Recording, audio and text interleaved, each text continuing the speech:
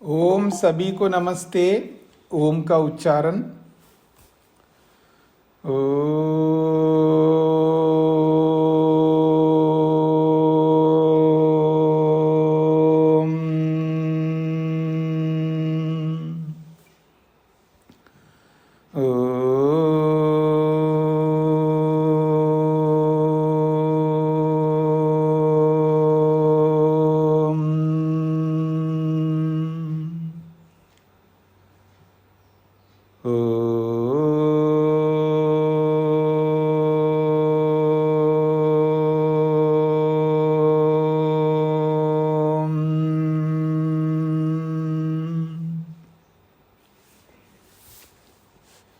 न्याय दर्शन की 252वीं कक्षा, चौथे अध्याय के दूसरे आह्निक के 7वें सूत्र को लेकर के हम विचार कर रहे हैं। प्रसंग है अवयव और अवयवी का। प्रश्नकर्ता अवयवी को नहीं मानता है, सिद्धांती अवयवी को मान करके चर्चा करता है। तो 7वां सूत्र जो चल रहा है, इस सूत्र में प्रश्नकर्ता अवयवी को असिद्ध करने के लिए दो बातें रखी है। उसमें दो शब्दों का प्रयोग किया है, कृत्स्ना और एकदेश। कृत्स्ना कहते हैं संपूर्ण को और एकदेश कहते हैं एक भाग को, एक अंश को। तो प्रश्नकर्ता ये कहना चाह रहा है, क्या पूरी अवयवी में, संपूर्ण अवयवी में एक अवयव रह सकता है? ये पहला प्रश्न है उसका। तो नहीं रह सकता है, क्योंकि अवयवी जो है बहुत बड़ी होती है और अवयव बहुत छोटा होता है।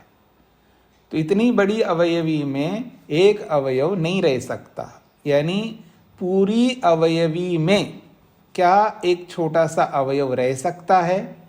ये प्रश्न है। मेरी बात स्पष्ट हो रही है?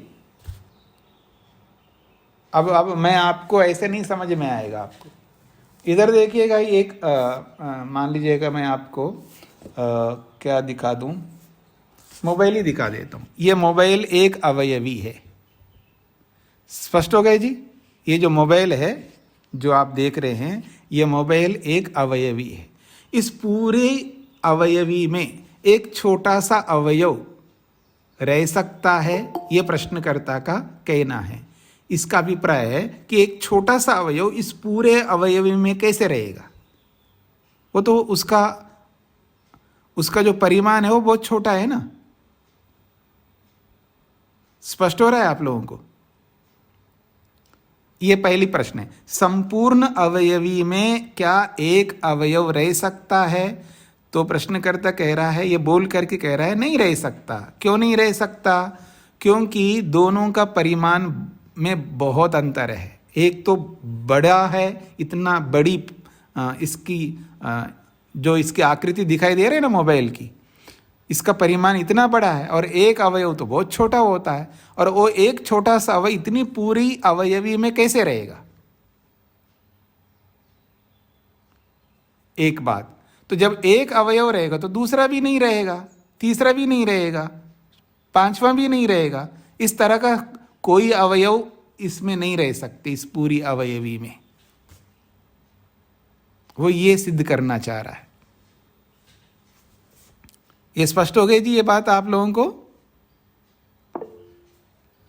दूसरी बात ये कह रही है, कहा जा रहा है एकदेश। एकदेश का मतलब है अवयवी का एक भाग।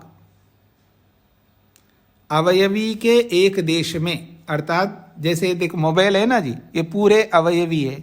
इस अवयवी का एक भाग, यानी अवयवी का एक भाग बता रहा है, एक अंश। तो अवयवी के एक देश में क्या अवयव रहता है? ये प्रश्न करके कहता है कि नहीं रह सकता। क्यों नहीं रह सकता? वो ये कह रहा है अवयवी का एक देश होता ही नहीं है।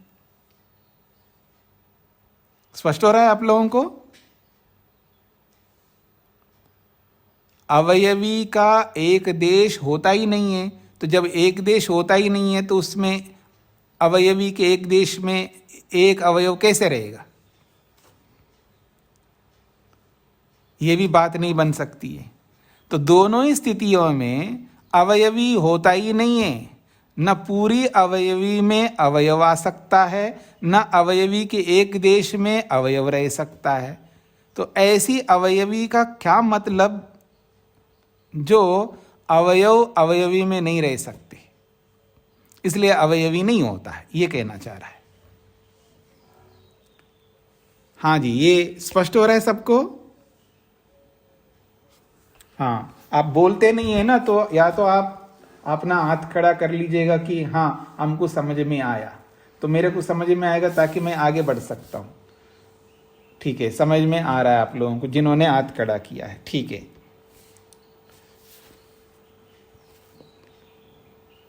तो अब इसी सूत्र के अर्थ को भाष्य में आपको समझना है।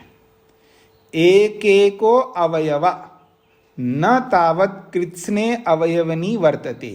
एक एक अवयव संपूर्ण अवयवी में नहीं रह सकता। तो इसमें इसका एक अवयव को लेकर के देखिएगा। एक एक अवयवा का मतलब है एक एक अवयव, यानी एक अवयव पूरी अवयवी में, पूरे अवयवी में एक अवयव रह सकता है? तो नहीं कह रहे नहीं रह सकता है। क्यों नहीं रह सकता? तो कहा तयो परिमाण भेदात, उन दोनों में परिमाण में बहुत भेद है। एक तो बिल्कुल अनुस्वरूप है और अवयवी बहुत बड़ा है।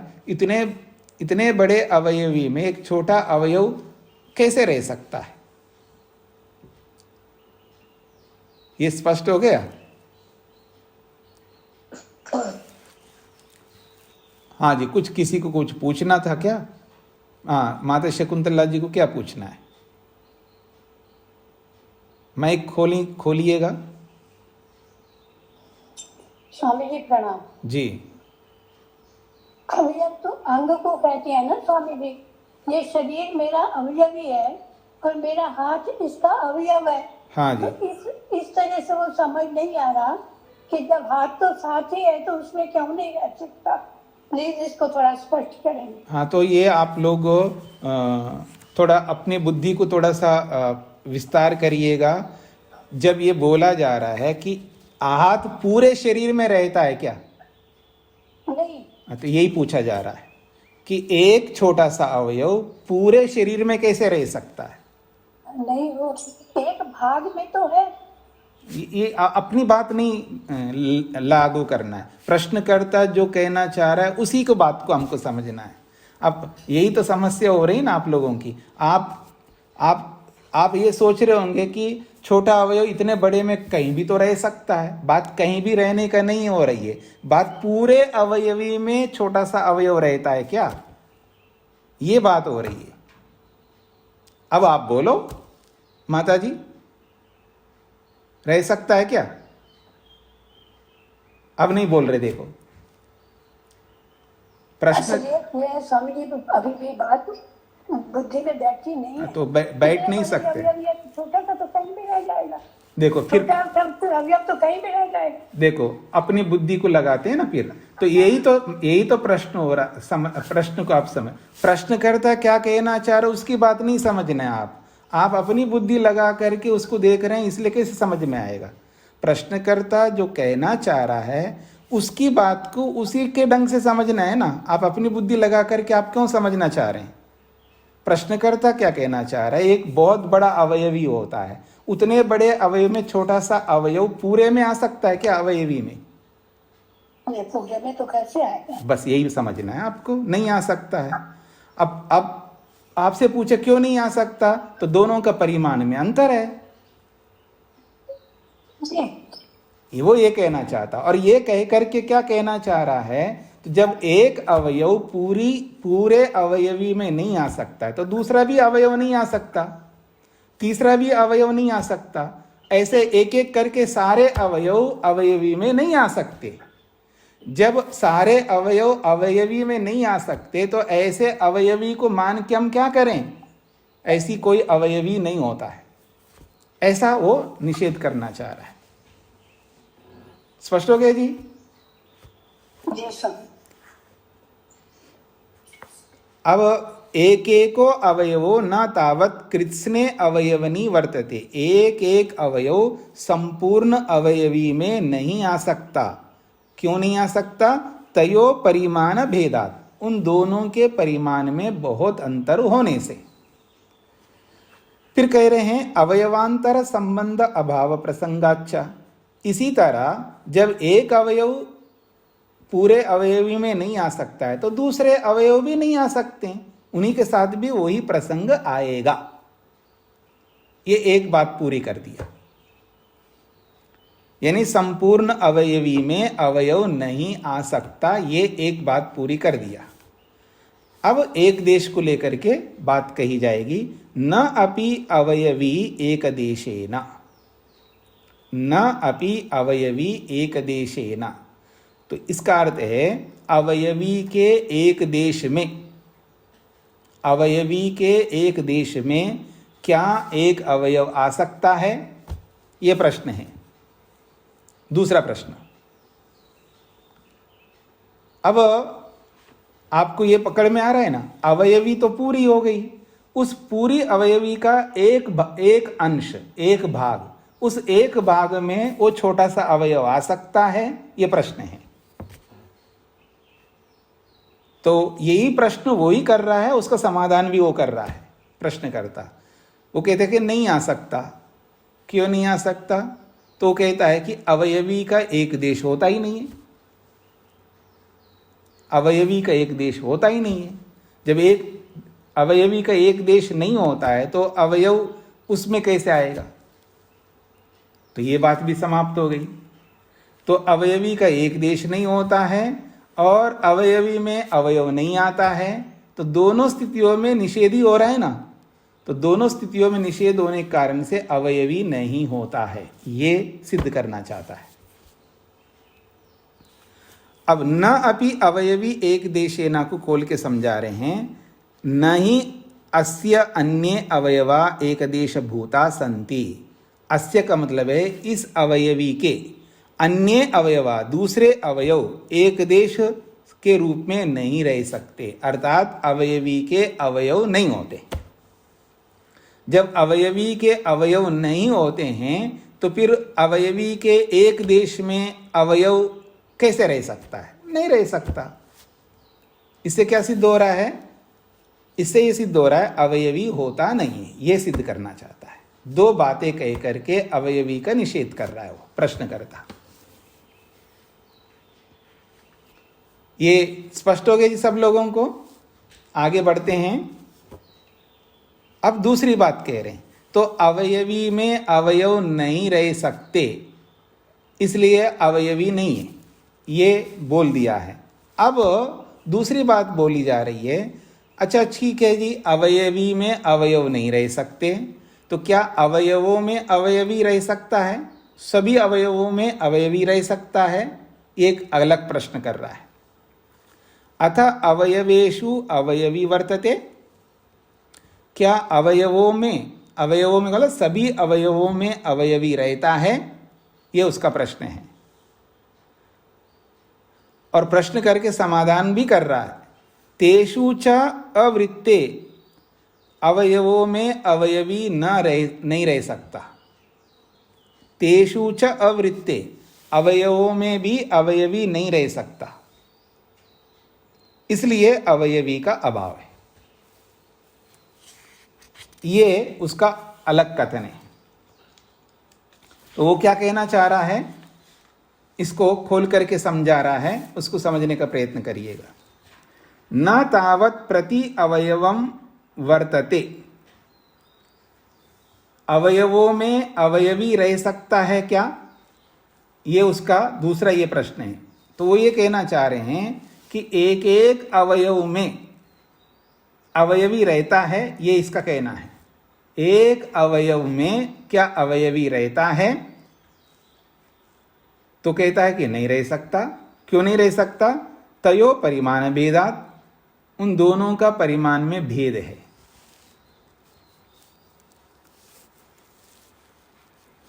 ये स्पष्ट हो रहा है जी आप लोगों को? दूसरा प्रश्न क्या कहना चाह रहा है? अवयवों में क्या अवयवी रहता है? तो कहता है कि अवयवों में भी अवयवी नहीं रह सकता। इसका यह अभिप्राय है कि क्या एक अवयव में अवयवी रहता है? तो कहता है कि नहीं रहता। क्यों? क्योंकि अवयव जो है वो बहुत छोटा होता है और अवयवी जो है बहुत बड़ा होता है। तो बहुत बड़ा अवयव उस छोटे से अवयव में कैसे आ सकता है? नहीं आ सकता है। ये इसका कहना है। जब नहीं आ सकता है तो दूसरे अवयव में दूसरा अवयव में भी अवयवी नहीं आ सकता, तीसरे अवयव में भी अवयवी नहीं आ सकता। तो एक एक अवयव में अवयवी नहीं आ सकता है। इसका मतलब है कि अवयवों में भी अवयवी नहीं रह सकता। ऐसा कह करके अवयवी का खंडन कर रहा है। मतलब दोनों ओर से वो खंडन करना चाहता है। अवयवी में अवयव नहीं रह सकते, ये पहली बात में खंडन कर दिया। अब अवयवों में अवयवी भी नहीं रह सकता, ये कह करके खंडन कर दिया।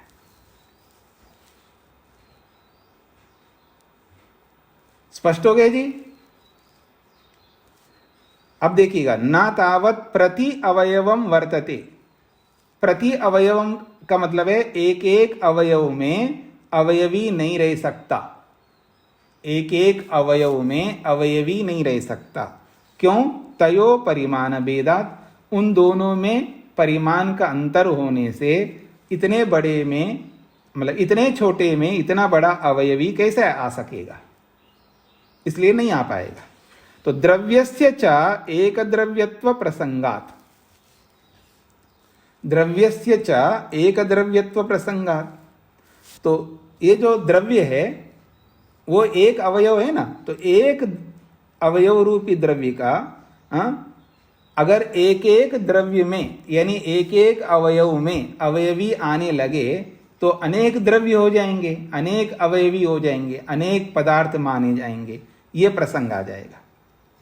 इसलिए वो नहीं आ सकता। अगर एक एक अवयव में अवयवी आने लगे तो एक एक अवयव एक एक द्रव्य है, तो एक एक द्रव्य में अवयवी रहने लगे तो अनेक अवयवी सिद्ध हो जाएंगे।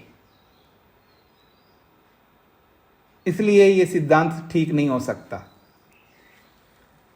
तो ये एक बात उसने स्पष्ट की है कि एक अवयव में एक अवयवी नहीं आ सकता। फिर कहा है अगली बात, नापि एकदेशेन। नापि एकदेशेन का मतलब है, अब ये बात कहना चाह रहे हैं कि एक अवयव में अवयवी का एक देश आ सकता है। पूरे अवयवी नहीं आ रहा है तो अवयवी का एक देश आ सकता है क्या अवयव में? तो भी नहीं आ सकता। क्यों? क्योंकि अवयवी का एक देश हो नहीं सकता। जब अवयवी का एक देश नहीं हो सकता है तो अवयवी का एक देश अवयव में कैसे आएगा? तो ये कह करके उसने निषेध कर दिया, न अपि एक देशने का अर्थ। तो सर्वेषु अन्य अवयव अभावात, सर्वेषु अन्य अवयव अभावात, सब में दूसरे अवयवों का अभाव होने से। सब में का मतलब है एक एक अवयव में अन्य अवयव का अभाव होने से, मतलब अवयवी का अभाव है ना, अवयवी का एक एक भाग नहीं हो सकने से। अवयवी का अलग अलग भाग आप नहीं कर सकते। अगर अवयवी का अलग अलग भाग करके तो एक अवयव में अवयवी का एक अंग आएगा, एक दूसरे अवयव में अवयवी का दूसरा अंग आ जाएगा, फिर अवयव में अवयवी का अलग अंग आ जाएगा। ऐसे एक एक अवयव में अवयवी के एक एक टुकड़ा आ जाएगा। ऐसा नहीं हो सकता क्योंकि अवयवी के टुकड़े नहीं होते हैं, अवयवी के अवयव नहीं होते हैं। इसलिए अवयवी का एक भाग भी अवयव में नहीं आ सकता, ये इसका अभिप्राय है। तद एवं इस प्रकार से न युक्त संशय नास्ति अवयवी इति। इसलिए जब अवयवी के बारे में हम ये सारे प्रश्न क्यों कर रहे हैं? जब अवयवी ही नहीं होता है तो छोड़ो ना, प्रश्न भी मत करो। तो कह रहे हैं तदेवं न युक्त संशय, इस अवयवी के बारे में संशय भी नहीं हो सकता, संशय करने की भी कोई जरूरत नहीं है। नास्ति अवयवी इति, क्योंकि अवयवी होता ही नहीं है। तो जब होता ही नहीं है उसके बारे में क्यों ये सारे प्रश्न करने हैं? अगर कर भी लेंगे तो अवयवी की सिद्धि नहीं हो रही है, ऐसा कह करके खंडन कर दिया है। तो हर दृष्टि से वो अवयवी का खंडन इस प्रकार से कर रहा है, प्रश्न करता। ये यहां तक स्पष्ट हो गया जी सबको? सुधा जी को क्या पूछना था?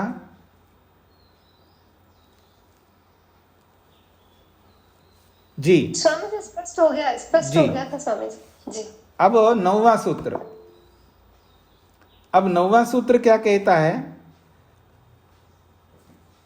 पृथक च अवयवेभ्यो अवृत्ते। ये कहना चाहता है कि पहले दो निषेध कर दिया है कि क्या अवयवी, पूरे अवयवी में अवयव रह सकते हैं? तो नहीं रह सकते, ये बोला था। फिर दूसरी स्थिति में ये कहा है कि क्या अवयव में अवयवी रह सकता? वो भी नहीं रह सकता। दो बातें बोल करके निषेध कर दिया, यानी अवयवी में अवयव नहीं रह सकते और अवयव में अवयवी नहीं रह सकता, ये दो बातें बोल दिया है। फिर आखिर ये अवयवी क्या कहाँ रहेगा फिर? तो क्या इन अवयवों से अलग रह सकता है क्या अवयवी? तो कहता है कि अवयवों से अलग भी नहीं रह सकता। पृथक च अवयवेभ्यो अवृत्ते, अवयवों से अलग अवयवी का व्यवहार नहीं होता। मतलब इन दोनों स्थितियों में अवयवी नहीं बन पा रही ना, अवयवी रह सकता हो अवयवों में तो भी नहीं रह सकता, और अवयवी में अवयव रह सकते हो वो भी नहीं हो सकता। चलो हम एक काम करते हैं, अवयवों से अलग अवयवी को रखते हैं पृथक, तो कहते हैं वो भी नहीं हो सकता, क्योंकि कोई अवयवों से अलग पृथक अवयवी रह नहीं सकता। तो अवयवी अभाव इति वर्तते, हर परिस्थिति में अवयवी नहीं हो सकता। क्यों? न च अयम पृथक अवयवेभ्यो वर्तते, ये जो अवयवी है वो अवयवों से अलग भी नहीं रह सकता। क्यों नहीं रह सकता? अग्रहणात्, ऐसे अलग से अवयवी कहीं से भी हमको दिखता नहीं है। और मान करके चले कोई ये बोले कि अवयवी अलग रहता है, तो अवयवों से अलग रहेगा तो नित्यत्व प्रसंगाचा, फिर उसके नित्यत्व का प्रसंग आ जाएगा।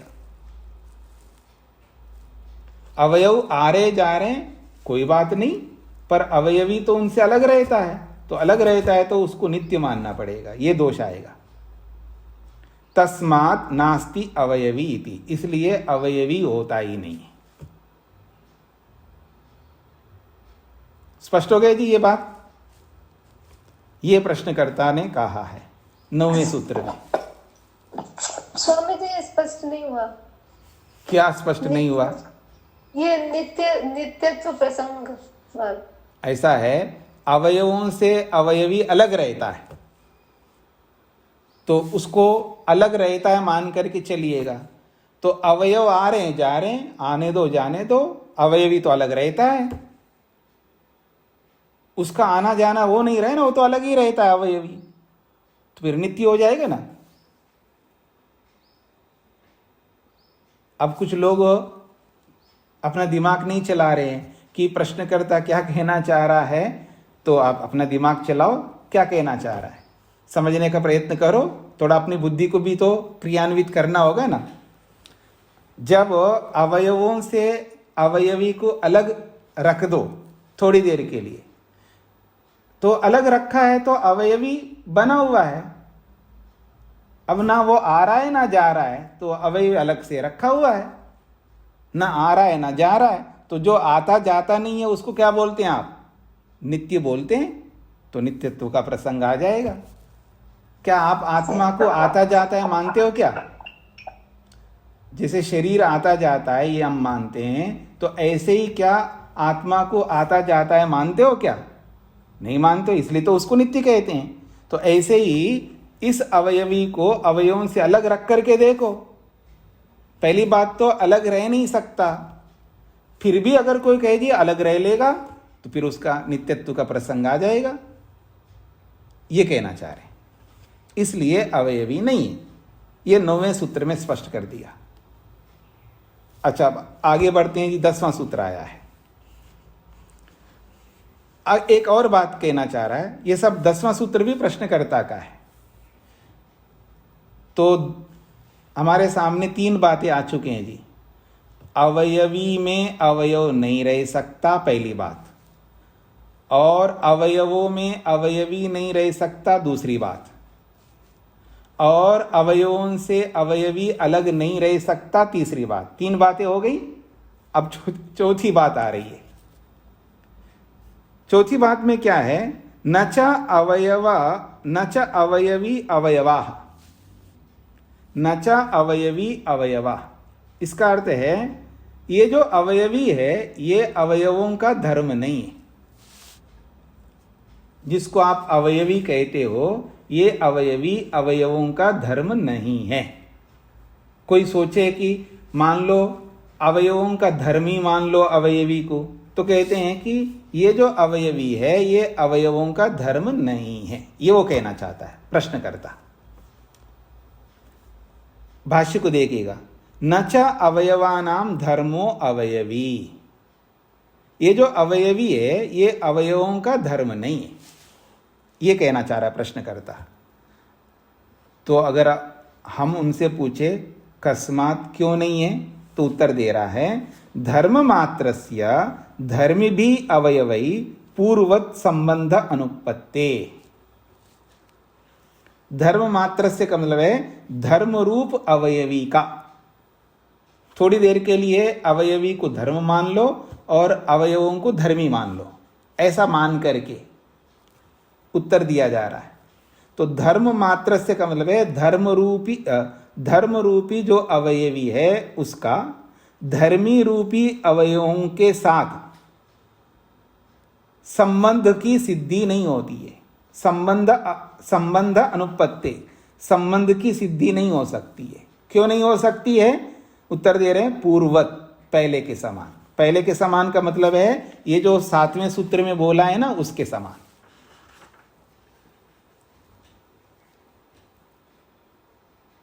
हाँ जी, स्पष्ट हो रहा है?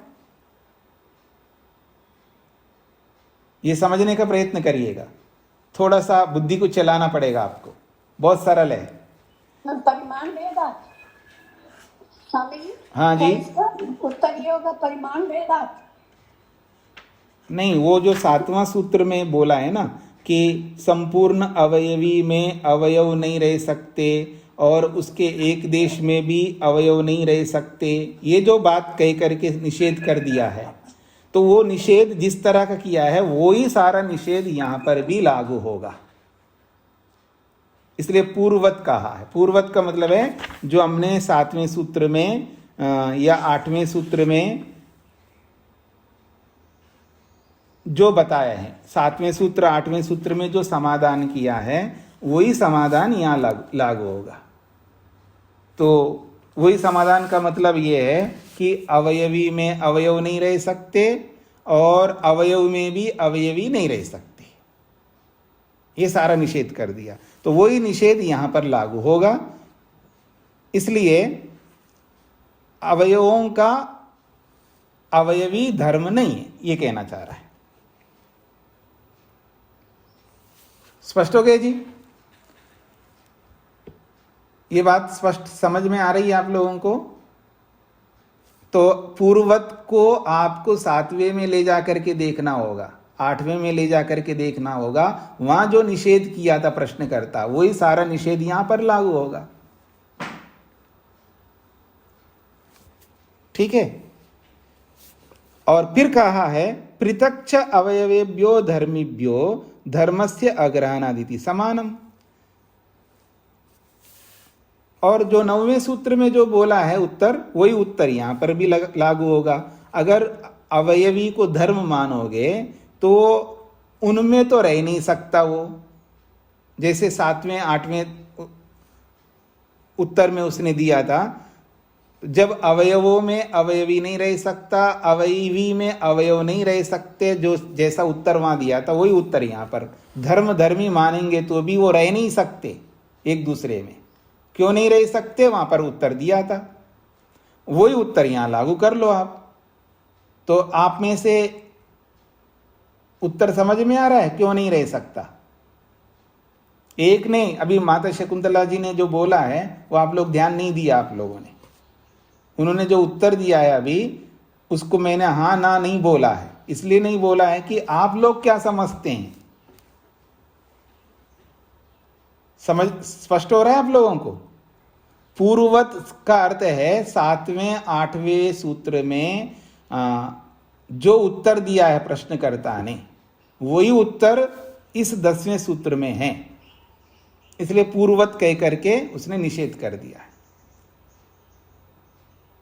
हाँ जी, मैं पूछूंगा, ऐसे नहीं बोलेंगे। हाँ जी, ऋचा जी समझ में आया आपको? स्वामी जी, पहले उसने जो कारण दिया उसी कारणों को इसमें भी लागू करके देखना है। हाँ जी जी, समझ में आ गया? जी हाँ जी, तेज नारायण जी। जी स्वामी जी। हाँ जी, तो इसी तरह समझना है ना, वहां जो कारण बताया था ना होने का, वही कारण यहाँ लागू होंगे। जी जी। अवयवी में अवयव नहीं रह सकता, क्यों नहीं रह सकता? तो दोनों का परिमाण में भेद है, जैसा भी अभी माता शकुंतला जी ने बोला है। और इसमें भी वो नहीं रह सकता, क्यों नहीं रह सकता? क्योंकि वहां परिमाण में भेद है।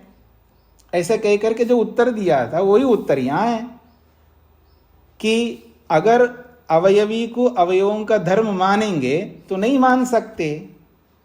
क्यों नहीं मान सकते? तो वही आएगा कि दोनों के परिमाण में भेद है। स्पष्ट हो गया? कुछ लोगों को स्पष्ट नहीं होगा तो फिर मैं वही उत्तर दूंगा। अब ये जो इतना बड़ा धर्मी है, ये जो इतना बड़ा धर्मी है, ये धर्मी है ना, अर्थात यूं कहूंगा मैं, ये इतना बड़ा जो परमाणुओं का झुंड है, ये उसको परमाणुओं का झुंड मान रहा है ना, और इससे अलग एक अवयवी धर्म है इसका। यही बोला जा रहा है ना, इन अवयवों का धर्म है अवयवी, जिसको हम एक मोबाइल कहते हैं, वो धर्म है इन सब अवयवों का, ये बोला है उसने। तो बोल रहा है अगर इन सब परमाणुओं के झुंड में जो एक मोबाइल के नाम से जो एक मोबाइल के नाम से जो अवयवी मानते हो, वो अवयवी जो है वो इन सब परमाणुओं का धर्म है, अगर ऐसा मानते हैं तो भी नहीं सिद्ध हो सकता। तो वो जो धर्म रूपी अवयवी है वो कहाँ रहेगा? अवयवों में तो नहीं रह सकता, पहले बोला ना। स्पष्ट हो गए जी? बस अंतर आपको क्या समझना है कि वहां पर अवयवी को मान करके, अवयव को मान करके समाधान किया है, अब यहां धर्म धर्मी मान करके समाधान कर रहे हैं। तो धर्म धर्मी मान करके भी समाधान वही होगा ना जो वहां दिया गया है। बस अंतर इतना है, अवयवी के साथ में धर्म जोड़ दो, अवयवों के साथ में धर्मी जोड़ दो, बस इतना ही अंतर हुआ है। तो जो वो उत्तर है वही उत्तर यहां पर होगा। अब स्पष्ट हो गया जी सबको? शेखर जी। जी जी स्वामी जी। नहीं समझ रहा हूँ कि धर्मी, और फिर एक बात ये भी तो है ना, एक धर्मी के एक पार्ट को हम अवयव नहीं मानते। देखिए यहां पर धर्मी है अवयव, वो एक ये यहां ये जो बोला जा रहा है ना, इसको समझने का प्रयत्न करना। वो ये प्रस्तुतिकरण दे रहा है कि ये जो अवयव है वो है धर्मी, और अवयवी जो है वो धर्म। मतलब तो उल्टी वो कह रहे हैं, तो उल्टी मान्यता है। नहीं, उल्टी मान्यता नहीं है यहाँ पर। मान्यता तो सही है, मान्यता तो सभी है। धर्मी तो स्वामी जी अवयवी धर्मी होगा ना। अवयवी धर्मी, अब धर्म धर्मी के रूप में आप देखेंगे ना तो इसका एक ऐसा होता है, एक है कारण और एक कार्य, जी एक दृष्टि है कारण और कार्य, और एक होता है द्रव्य और गुण। जी एक होता है ना, एक है कार्य कारण संबंध और एक है द्रव्य और गुण का संबंध। दो बातें हो गए। अब तीसरी बात, एक है धर्म और धर्मी, एक है धर्म और धर्मी। तो धर्म और धर्मी जब बोलेंगे तो वहां धर्मी के रूप में अवयवों को देख रहा है वो प्रश्नकर्ता, और धर्म के रूप में अवयवी को देख रहा है। स्पष्ट हो गया? जी हम क्या मानते हैं उसको छोड़ दीजिएगा, वो क्या मान रहा है उसको देखना है हमको। वो ये मानता है यदि अवयवों का धर्म माने, अगर अवयवी को अवयवों का धर्म माने तो भी सिद्ध नहीं हो सकता। क्यों नहीं हो सकता? तो वो ये कहना चाह रहा है, तो अवयवी हो गए धर्म, तो अवयव क्या हो जाएंगे? धर्मी। धर्मी। अब उस स्थिति में ये जो धर्म है अवयवी, क्या वो अवयवी रूपी जो धर्म है क्या वो अवयव में आ सकता है? एक अवयव में नहीं आ सकता। क्यों नहीं आ सकता? परिमाण भेद है। तो जो उत्तर वहां दिया था 7वें सूत्र में 8वें सूत्र में, वही उत्तर यहां दे रहा है वो। स्वामी जी यहाँ पे सिद्धांत ये भी तो कह सकता था आप अवयवी को धर्म नहीं मान सकते। ये तो अभी सिद्धांति का उत्तर तो बाद में आएगा, ये सब प्रश्न करते के सूत्र चल रहे हैं ना। जी जी सिद्धांति जो उत्तर देगा इन सबका इकट्ठा उत्तर दे देंगे आगे। जी जी अभी तो प्रश्नकर्ता की बातें चल रही है। जी जी स्पष्ट हो गया जी? हाँ जी, हाँ जी। तो अब सब लोगों को स्पष्ट हो गया, तो अब आगे बढ़ते हैं जी। तो ये 10वें सूत्र तक जो है ये प्रश्नकर्ता के सारे सूत्र हो गए। अब सिद्धांती 11वें सूत्र में उत्तर दे रहे हैं। अब ये जो उत्तर दिया जा रहा है ना, वो उत्तर ऐसा दिया जाएगा वो सारी बातें खंडित हो जाएंगी उसकी। वो जो बोल रहा था अभी इतने सूत्रों में, वो सब के सब धराशायी हो जाएंगे। स्पष्ट हो रहा है? वो क्या कहना चाहते हैं? उत्तर को देखिए 11वें सूत्र में, एकस्मिन भेद अभावात भेद शब्द प्रयोग अनुपत्ते अप्रश्नः। एकस्मिन कहा जा रहा है अवयवी को। एकस्मिन का मतलब है एक अवयवी में, भेद अभावात भेदों का प्रयोग ना होने से, भेद शब्द प्रयोग अनुपत्ति, भेद शब्दों का प्रयोग जो आप करके जो अवयवी का खंडन करना चाह रहे हो, ये आप ऐसा खंडन नहीं कर सकते। आपके जितने भी प्रश्न आपने बनाए हैं वो सारे प्रश्न बन नहीं सकते। जब प्रश्न ही नहीं बन सकते हैं तो आपकी बात सिद्ध नहीं होगी। इसलिए आप सब बातें गलत बोल रहे हो, ये बातें ही नहीं बोल सकते। हाँ जी, सूत्रार्थ को समझने का प्रयत्न करिएगा। अब इस सूत्रार्थ को मैं आपको अपने ढंग से समझाने का प्रयत्न कर रहा हूं, जिसको हम अवयवी कहते हैं। स्पष्ट हो गया जी? जो अवयवी होता है वो कैसा होता है? एक होता है। जब एक होता है उस एक में भेद का प्रयोग नहीं होता है। पूरा अवयवी, आधा अवयवी, कोना अवयवी, बीच का अवयवी, ऊपर का अवयवी, नीचे का अवयवी, ये जो भेद है इन भेदों का प्रयोग अवयवी में नहीं हो सकते। अब स्पष्ट हो गया सबको? तो एकस्मिन का मतलब है एक अवयवी में, भेद अभावात, ये जितने भी भेद मैंने बताए ये सब भेदों का प्रयोग नहीं होते हैं। जब भेदों का प्रयोग नहीं होते हैं तो भेद शब्द का प्रयोग करके आप पूरे अवयवी में क्या अवयव आ सकता है, या अवयवी के एक भाग में अवयव आ सकता है, ऐसा जो आप प्रश्न कर रहे हो, ये सारे प्रश्न नहीं बनते। बात समाप्त। एक झटके में उत्तर दे दिया ना, तो इसलिए कह रहे हैं आपके प्रश्न ही नहीं बन सकते। पूरा, अधूरा, ये सब शब्द का प्रयोग नहीं हो सकते। एक ही है जी, बस एक ही है। जैसे भगवान को आपने देखा, किसी योगी से पूछो तो वो कहाँ मैंने भगवान को देखा, कैसे पता लगता है जी? जब योगी बोलता है ना, क्या बोलता है?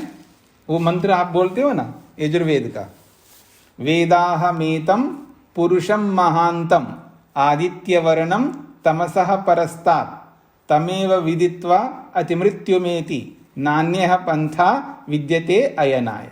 ये मंत्र है ना। तो इस मंत्र में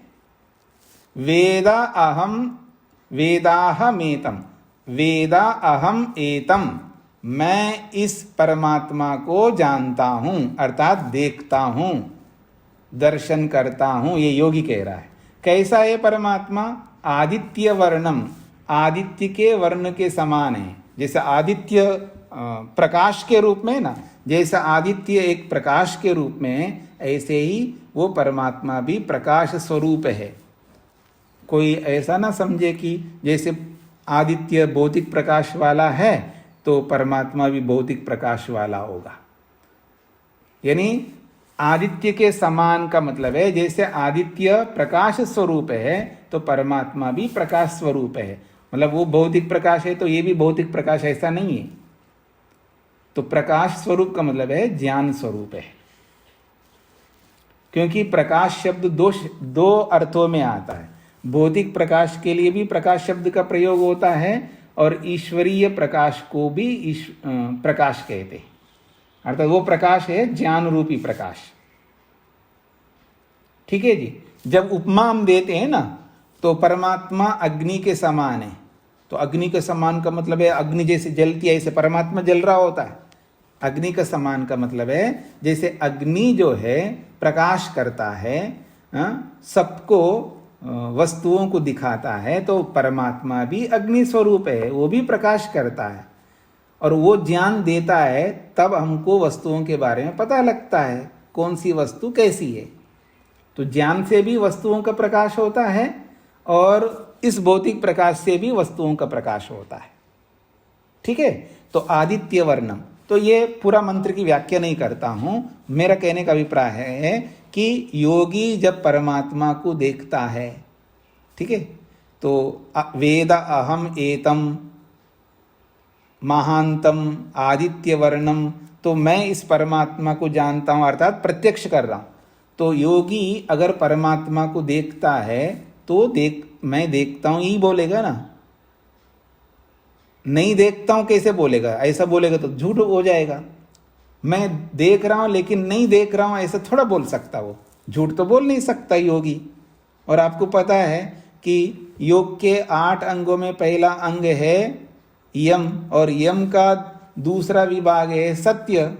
तो योग अभ्यासी को क्या बोलना चाहिए जी? सत्य बोलना चाहिए। तो योगाभ्यासियों में जो योगाभ्यास कर करके जो परिपक्व स्थिति में आ जाता है उसी को योगी कहते हैं। तो वो योगी जो है झूठ कैसे बोल सकता है? अगर कोई ये बोले मैं भगवान को देखा हूं तो इसका मतलब है उसने नहीं देखा होगा। अगर कोई ये बोले मैंने भगवान को नहीं देखा, इसका मतलब ये जरूर देखा होगा। ऐसे लोक में प्रचलन है। कुछ स्पष्ट हो रहा है? ये बात सुनी आपने? नहीं सुनी है? उपनिषद के आधार, उपनिषद में भी ऐसा एक प्रसंग आता है। उपनिषद में भी एक ऐसा प्रसंग आता है, तो वहां पर भी स्पष्ट किया है। तो अब कोई कहते हैं आपने भगवान को पूरा देखा। अरे भाई, इसमें पूरा अधूरा क्या होता है? वो एक ही है। एक में पूरा आधा होता नहीं है। बस देखा मैंने परमात्मा को। चलिए, आपकी तसल्ली के लिए अगर आपको यही हाँ जी पूरा देखा ऐसा बोलो, तो आप क्या समझेंगे? पूरा शब्द का प्रयोग करते हैं। हाँ, परमात्मा इतना है कि उसमें सब एंगल से उसको पूरा ऐसा देखा है परमात्मा को। भाई परमात्मा एक ही है, बस एक ही है तो एक को एक के रूप में देखा, इसमें पूरा आधा कोना देखने का कोई प्रश्न ही नहीं उठता है ना। तो एक में विभाग नहीं होते, ये याद रखना। तो जब विभाग ही नहीं होते हैं तो ये पूरा आधा शब्द का प्रयोग नहीं हो सकते, ये समझने का प्रयत्न करिएगा। ये स्पष्ट हो रहा है जी आपको?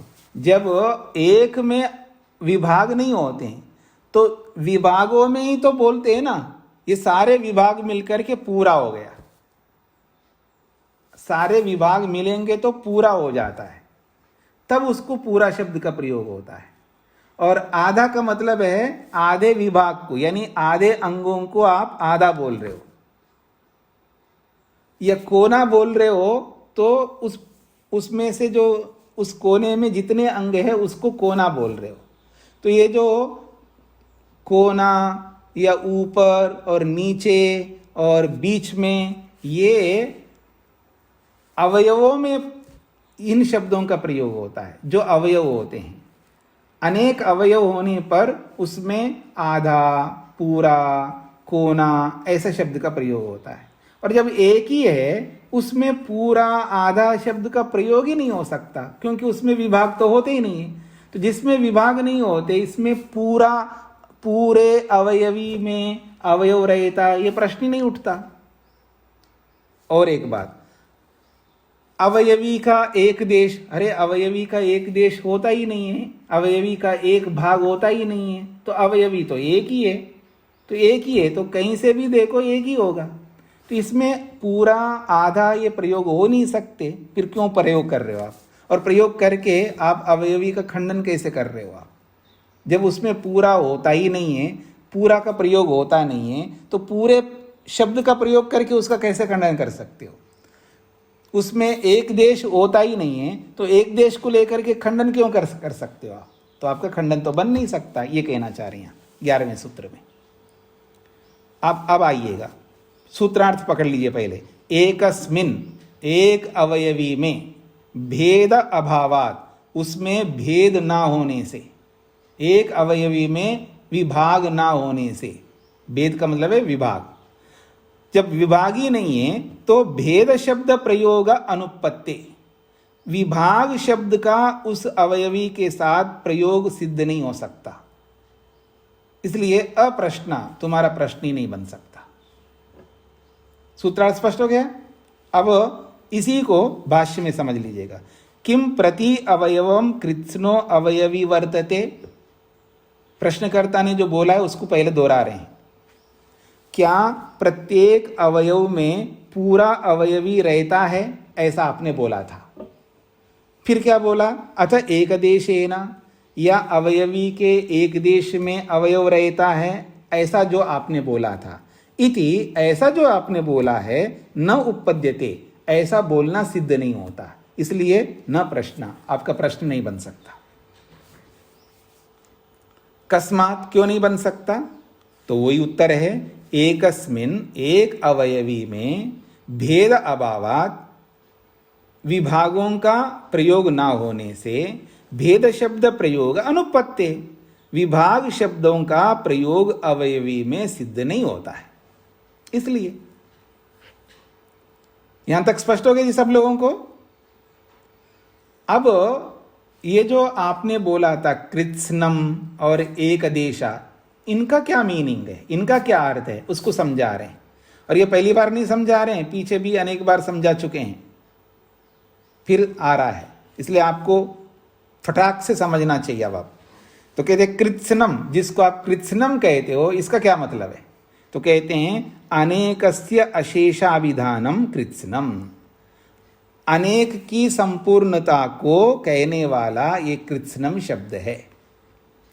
अनेकों की संपूर्णता को बोलता है ये। कृत्स्नम का मतलब है अनेक जहां पर होते हैं उन अनेक की संपूर्णता को बताता है ये कृत्स्नम शब्द। स्पष्ट हो गया जी? और एक देश किसको कहते हैं? तो एक देश इति नानात्वे कस्यचित अभिधानम, जब अलग अलग अवयव होते हैं तो उन अलग अलग अवयवों में से किसी एक अवयव को कहता है एक देश। एक देश शब्द का क्या अर्थ है? अलग अलग, नानात्व का मतलब है अलग अलग अवयवों के होने पर कस्यचित किसी एक अवयव को अभिधानम कहने वाला होता है ये एक देश शब्द। स्पष्ट हो गया जी यहां तक? अब दोनों को मिलाकर के बोल रहे हैं, तौ इमो कृत्स्न एकदेश शब्दों, वे ये दोनों कृत्स्न और एकदेश जो शब्द है ये भेद विषयों, ये भेद विषय वाले हैं, यानी अनेक जहां पर होते हैं तब ये कृत्स्नम एकदेश शब्द का प्रयोग होता है। न एकस्मिन अवयवी, अवयविनी, एक अवयवी में ये कृत्स्न और एकदेश शब्द का प्रयोग नहीं होते। तो न एकस्मिन अवयविनी उपपद्येते, एक अवयवी में ये कृत्स्नम और एकदेश शब्द सिद्ध नहीं होते हैं। क्यों नहीं होते हैं? भेद अभावात, क्योंकि उसमें भेद होते ही नहीं है। ऐसा कह करके सिद्धांती ने प्रश्नकर्ता के सारे प्रश्नों का खंडन कर दिया। स्पष्ट हो गया जी? उत्तर समझ में आ गया आपको? उत्तर तो बहुत जल्दी समझ में आ गया आपको। इसलिए समझ में आ गया क्योंकि मेरे को प्रश्न को समझाने में 2 दिन लगाना पड़ा। अगर आप लोग दूसरे अध्याय के अवयव अवयवी का प्रसंग को पढ़ करके आते हैं तो मैं इन 2 दिन के पाठ को 1 दिन में समाप्त करता, लेकिन फिर भी भगवान का शुक्र है आप लोगों को समझ में आ गया। अब आपका काम है इसको बार बार पढ़ करके अपने मन में इसको बहुत अच्छे ढंग से बिठाना है। फिर कभी भी अवयव और अवयवी की बात आ जाए तो तुरंत आपको समझ में आ जाएगा क्या कहना चाहते हैं। उसमें ज़्यादा मेहनत आपको करना नहीं पड़ेगा। इसलिए याद रखिएगा, विद्यार्थी जब पढ़ रहा होता है ना उस समय बहुत मेहनत करना पड़ता है विद्यार्थी को। विद्यार्थी काल में किया हुआ मेहनत रंग लाता है, आगे बहुत सरलता रहती है। और विद्यार्थी के काल में जब इनको हम मेहनत करके नहीं पढ़ते हैं, बस सुन करके इसको बंद करके रखते हैं, उसको आवृत्ति करके उसको समझाते नहीं अपने आप को, तो हर बार यही परिस्थिति आएगी। जब भी ये इनकी चर्चा करेंगे तब गोलमोल रहेंगे, आप आकाश को देखने लगेंगे या इधर उधर देखने लगेंगे। या कई बार आप में से कई होशियार लोग होते हैं वो बोलते नहीं हैं, मुंह नहीं खोलते हैं, क्योंकि बोलेंगे ना तो फंसेंगे, इसलिए वो कुछ शांत रहते। समझ में आया तो भी नहीं बोलते, नहीं आया तो भी नहीं बोलते हैं, कुछ नहीं बोलते, वो न्यूट्रल रहते हैं, यानी वो उत्तर ही नहीं देना चाहते। तो वो हमेशा ऐसे ही रहेंगे, याद रखना। इसका मतलब है हर जगह वो इसी तरह रहेंगे, यानी फेल होते रहेंगे हर जगह।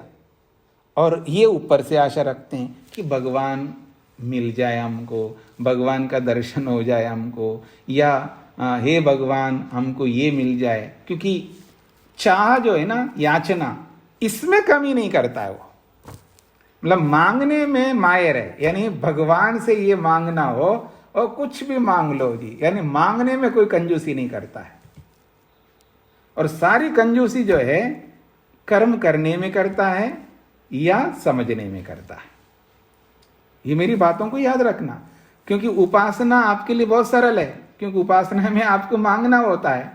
इसलिए मांगते रहो जी, झोली भर भर के मांगते रहो। मतलब ये भगवान ये दे दो, वो दे दो, ये पूरा कर दो, वो पूरा कर दो। आपकी बस की बात चले तो आप सबकी शादियां भी मांग लोगे कि ये भगवान इन सबकी शादी हो जाए, इनकी शादियां नहीं हो, ये कुछ भी मांगो भगवान से। तो मांगना तो बड़ा सरल है। मांगने में क्या, कोई पैसे नहीं लगते आपको, क्योंकि आप सब मांगने में ही रहते हैं ना, सब मांगते हैं आप लोग, आप मांगने वाले हैं। मैं ये नहीं करूँ जैसा मैं मांगता हूँ वैसा मांगते हो आप। मैं तो, मेरा मांगना अलग है। आप तो पति से मांगते हो, पत्नी से मांगते हो, माता से मांगते हो, पिता से मांगते हो, जो आपके अपने लोग हैं ना, अपने घर के सदस्य, उनसे आप मांगते हो। ऐसा कोई दुनिया में है नहीं कि जो नहीं मांगता हो, सब मांगते हैं, बस मांगने के तरीके अलग अलग है। मैं जो मांगता हूं, मेरा तो अपना कोई घर ही नहीं है, जब मेरा कोई घर ही नहीं है तो मैं किससे मांगूंगा? जो भी दिखाई देंगे उन्हीं से मांगूंगा। तो आप ही लोग दिखाई देते गृहस्थी लोग, इसलिए मेरे को आपसे मांगना होता है। तो मेरा मांगना अलग है, और आप दूसरों से नहीं मांग सकते। आप लोग दूसरे लोगों से किसी से जाकर के थोड़ा मांगोगे आप। पहली बात तो शर्म आएगी, और एक आत्मसम्मान भी रहता। मैं कैसे मांगूंगा, मैं क्यों मांगू? नहीं मांगता, मैं भूखी रहूंगी या भूखा रहूंगा, पर मैं किसी से ऐसे नहीं मांग सकता। तो ये आपका वहाँ अहंकार बोल पड़ता है।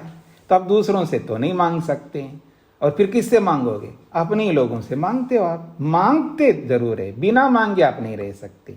तो मांगने का प्रैक्टिस आपको बखूबी है, खूब मांगने का प्रैक्टिस है। अब वो जो मांगने का है, अब भगवान के सामने निकालते आप। बस मांग लो जो भी मांगना है भगवान से। तो भक्ति में आप क्या करते हैं? भगवान से मांगने का काम करते हैं। और जब कर्म करने का अवसर आता है, वो कर्म नहीं करना चाहेंगे। स्पष्ट हो गया? और जब विवेक करने का अवसर आएगा ना, तत्वज्ञान करने का अवसर आएगा, वो भी नहीं करेंगे। ना तो समझने का प्रयत्न करेंगे, विवेक करने का प्रयत्न करेंगे, और ना ही कर्म करने का प्रयत्न करेंगे। कर्म और ज्ञान और कर्म से हम दूर रहना चाहते हैं, मुख्य बात यह है। और उपासना के साथ चिपके रहना चाहते हैं। तो हम क्या करना चाहते हैं कि जो तीनों से मिलने वाला है उसको हम एक से पाना चाहते हैं। ये हमारी प्रवृत्ति है। इसको थोड़ा समझने का प्रयत्न कर लीजिएगा। आप ये विषय बना लो अपना कि मैं क्या भूल कर रहा हूं। हम क्या करना चाहते हैं अपने जीवन में? भक्ति से भगवान को पाना चाहते हैं, क्योंकि भक्ति में मांगना होता है। मांगना सरल है हम सबका।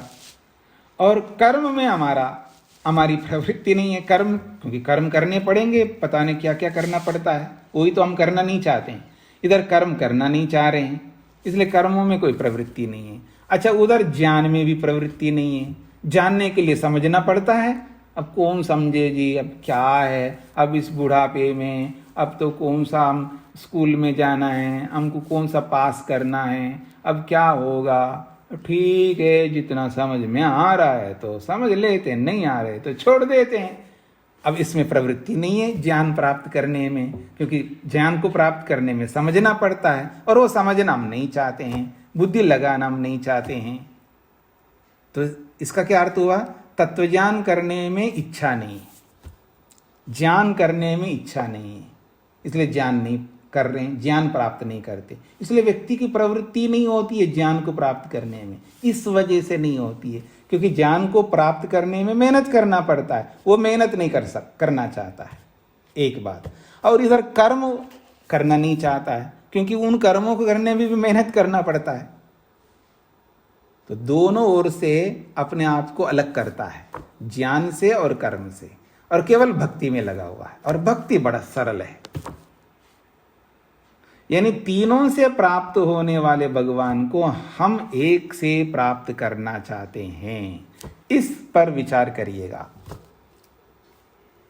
तो आपको थोड़ा सा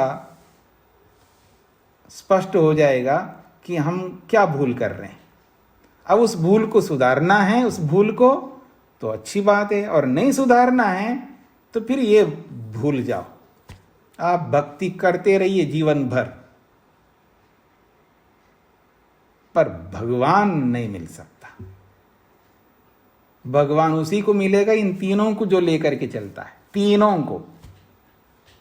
इसलिए कितना मेहनत करना पड़ेगा आप सोच सकते हैं। ठीक है जी, इतना ही रखते हैं।